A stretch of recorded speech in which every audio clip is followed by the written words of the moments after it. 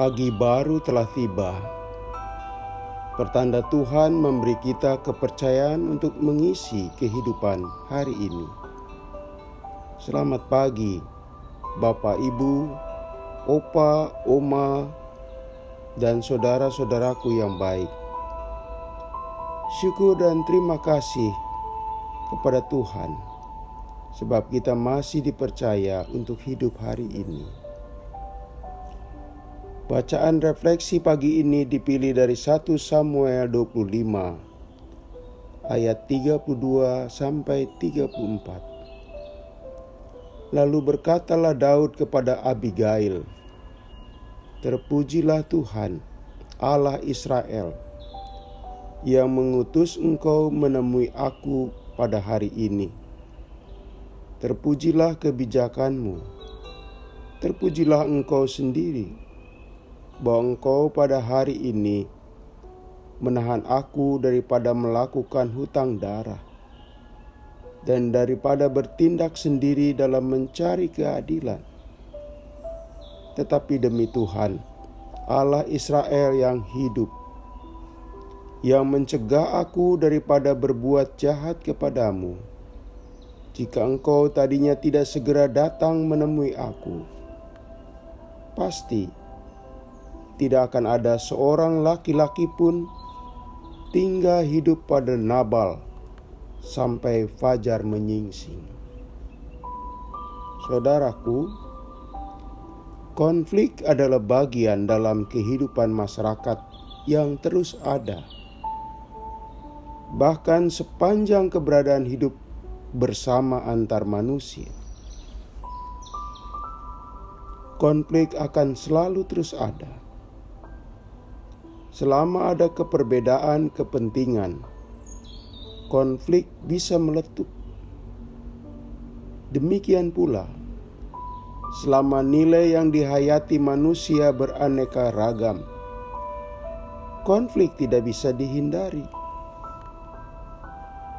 Atau gara-gara perlakuan yang tidak setara, itu pun bisa membuat ledakan konflik. Dalam keluarga, fakta adanya konflik itu kita bisa lihat. Adik dan kakak bisa berseteru. Dua pribadi yang telah dipersatukan Allah saja bisa bersilang sengketa. Tak terkecuali dalam wilayah keagamaan. Di situ pun meletup konflik. Barangkali tidak berlebihan kita katakan, selama ada manusia, di situ konflik pun selalu ada. Konflik tidak bisa dihindari, datang dan pergi. Pengelolaan konflik yang sepatutnya harus kita miliki. Banyak orang takut konflik. Oleh karena konflik yang tidak dicarikan solusi dengan baik, mengakibatkan banyak korban yang jatuh.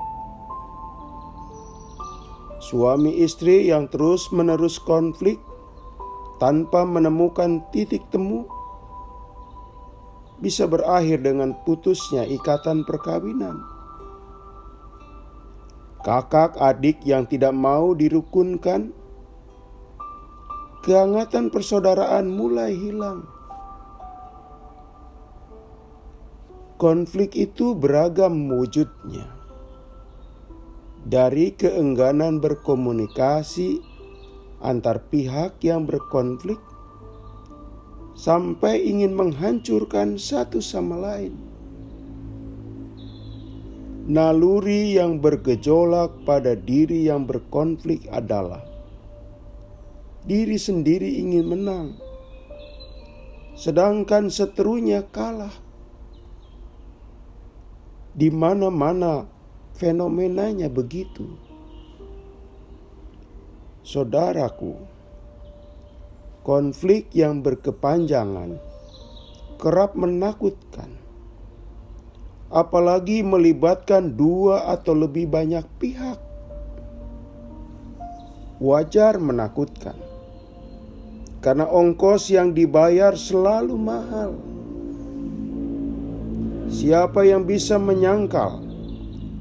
Oleh sebab konflik keluarga bisa pecah. Satu negara saling mengangkat senjata untuk tanda kutip mengakhiri konflik.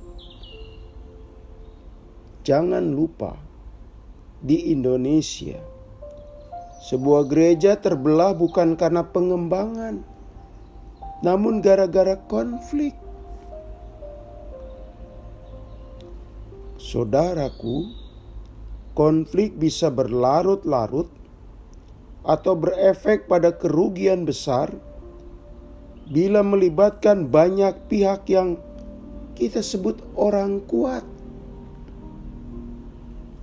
Orang banyak bisa ikut demam jika orang kuat saling bertikai, sebab dampaknya kemana-mana. Dalam teks firman Tuhan kita, ada dua orang kuat yang berkonflik, Raja Daud dan Nabal. Satu penguasa dan yang satu lagi pengusaha. Jelas, mereka digolongkan orang kuat bukan mengada-ada. Daud sebagai raja, dia dalam pengungsian karena ancaman Raja Saul. Daud tetap punya kekuatan real, pasukannya ribuan. Mereka loyal, setia, dan efektif memberi pengamanan. Nabal pun sama orang kuat. Kekayaan yang berlimpah merupakan kekuatan real juga. Bukankah kita tahu, uang atau materi bisa membeli pendirian orang? Banyak kisah yang menceritakan bagaimana demi harta orang bisa meninggalkan iman. Apalagi hal-hal lebih rendah daripada iman. Jadi kekayaan juga power, kekuatan, saudara-saudara. Dua orang sama-sama kuat, sama-sama merasa kuat dan besar. Terbayangkan sulitnya meredakan konflik dan meretas jalan damai. Tiap-tiap pihak bisa mempertahankan harga diri. Jika sudah demikian, betapa susahnya mengalah demi sebuah kebaikan. Sama-sama menang, itu bukan idaman bagi pihak yang merasa kuat. Saudaraku, Raja Daud merasa telah melindungi ternak kekayaan Nabal. Daud minta agar itu dihargai. Ia merasa kehadiran tentaranya memberi manfaat bagi Nabal. Sedangkan Nabal merasa tidak kenal, apalagi merasa menyewa jasa keamanan. Sehingga begitu Daud meminta makanan dan minuman buat kebutuhan tentaranya, maka jawaban yang Nabal berikan bersifat penolakan. Ketegangan segera memuncak. Suhu relasi menjadi panas. Saling ancam mulai terlontar, saudara-saudara. Apa yang terjadi bila dua orang kuat berkonflik tak terjembatani?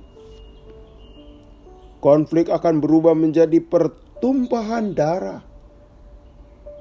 Dan itu kerugian di kedua belah pihak. Pada saat jalan buntu, karena tiap-tiap pihak tidak mau bergeser dari pendirian dan egonya. Seorang perempuan tampil. Dia adalah Abigail, istri Nabal. Kemampuan membaca situasinya tajam. Naluri dan sikap bijaknya kuat. Dialah yang menjembatani antar kedua belah pihak, mengurangi ketegangan. Instruksinya kepada hamba-hambanya agar menggelontorkan bantuan makanan kepada pihak Raja Daud. Dan itu terbukti mengurangi dampak akibat konflik. Betul, akhir cerita Nabal tewas, tapi keluarga dan hamba-hambanya tetap hidup. Kerugian akibat konflik terkurangi, saudara-saudara. Saudaraku, di sekolah, di keluarga, di gereja, di kantor, dan dalam kehidupan masyarakat tidak luput dari konflik. Kita patut punya kemampuan mengelola konflik, agar di mana kita berada, konflik bisa didamaikan dan kerugian bisa diminimalisir. Mengelola bukan diartikan konflik itu harus dipelihara, bukan diawetkan, melainkan dari konflik itu kita mencari manfaat positifnya dan membuang efek negatifnya. Dan jangan sekali-kali kita menjadi sumber konflik yang tak terselesaikan. Mari kita berdoa. Tuhan, ajar dan mampukan kami untuk menjadi juru damai dimanapun kami berada. Dalam nama Tuhan Yesus kami berdoa. Amin. Selamat pagi. Tuhan memberkati hari baru. Masih bersama Pendeta Supriyatna.